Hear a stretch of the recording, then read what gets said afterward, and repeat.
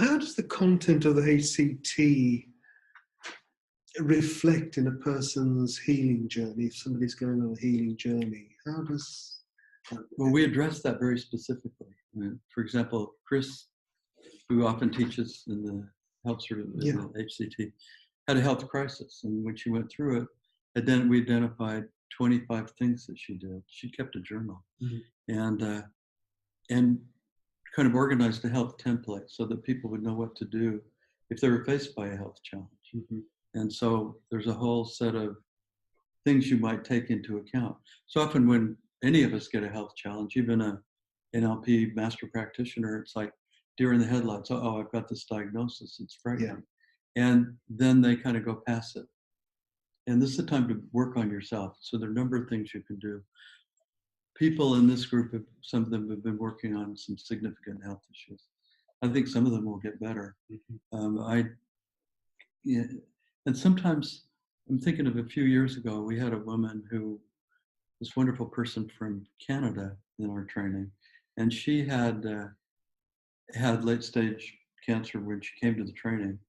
And we worked with her, both Robert and I worked with her as a demonstration person.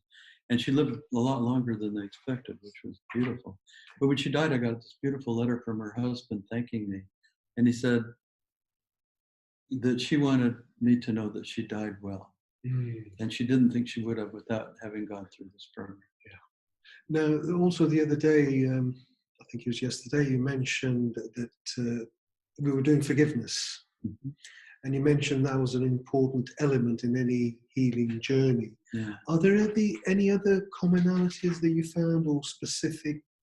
Well, stress, obviously. Right. And, if you have a limiting belief or, if you think of emotional challenges that we have, all those things are going to create a stress environment.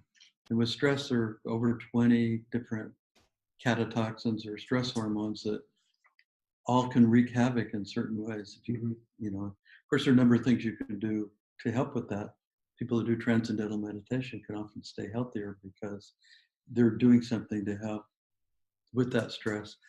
And what NLP can really help with are things like not doing whatever it is that creates the stress in the first place. So I think stress is, as we know, is the basis for most disease.